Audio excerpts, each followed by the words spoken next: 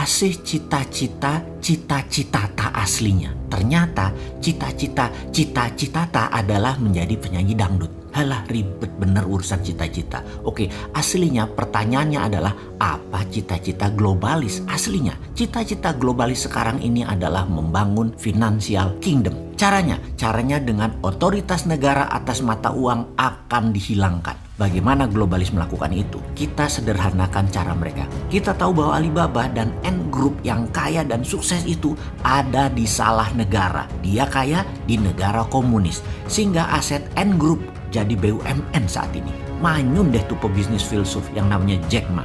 Elon Musk terinspirasi karena apa yang terjadi kalau Elon Musk suatu hari di Jack makan oleh sebuah negara. Katakan Amerika di bawah Partai Demokrat yang memang heavy on government. Kalau Elon Musk dan grupnya punya komunitas, punya produk, punya pasar yang nilainya mendekati 100 billion dolar per tahun atau sama dengan GDP Indonesia, maka pada saat mereka memerlukan funding tidak perlu ke bursa saham atau IPO, tetapi menerbitkan kripto aset mata uang digital dengan ICO-nya atau Initial Coin Offering. Kripto tadi bisa membeli barang-barang di grupnya Elon Musk dan mitra bisnis lainnya yang sangat luas pasarnya dan banyak pelanggannya. Itulah logika sederhana di dalam mengartikan otoritas negara akan mata uang akan dihilangkan. Inilah mengapa sejak tahun lalu dalam video narasi Vision 2030 Bosman mengatakan mata uang di dunia di tahun 2030 ke atas tidak sebanyak negara lagi. Mata uang global bukan dolar lagi.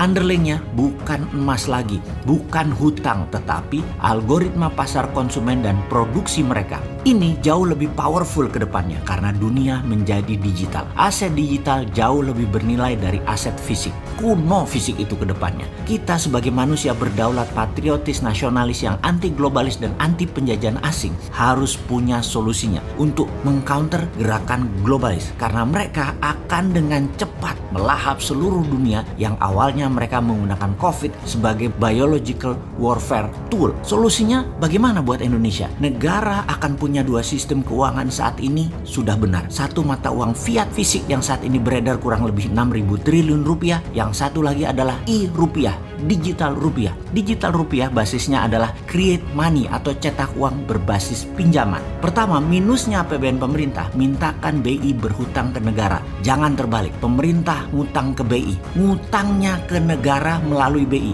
BI lah yang menerbitkan surat hutang, jangan negara yang menerbitkan surat hutang seperti selama ini. Jadi e-rupiah dicetak sebanyak misalnya APBN dan kredit pinjaman pihak swasta nasional di Bank Nasional. Bank Nasional ngutang ke BI, BI terbitkan surat hutang ke negara, lalu di ujungnya negara cetak uang. Semua tanpa bunga, hanya biaya uang atau cost of money paling 1% setahun. Untuk Bank Nasional ambil sebagai jasa penyimpanan dan jasa administrasi, dibebankan ke kreditur termasuk ke pemerintah. Maka Indonesia dengan e-rupiah akan menjadi sarana percepatan kedaulatan ekonomi dan kedaulatan rupiah menang. PDB nasional bisa naik 50% setiap tahun dan GDP per kapita nasional setiap tahun bisa naik 50%, sehingga di tahun 2030 GDP per kapita Indonesia bisa 25.000 dan di tahun 2045 bisa menjadi 100.000 dolar per kapita di atas Amerika dan Tiongkok. Yang bilang ini halu pasti nggak berani mimpi. Kalau kita mah tukang tidur, tukang mimpi. Berani aja kalau mimpi mah. Yang takut kalau benar-benar kejadian GDP per kapita Indonesia jadi 100.000 di tahun 2045, takut lupa diri Indonesia nyaplok ASEAN dan nyaplok negara-negara kecil selatan Pasifik.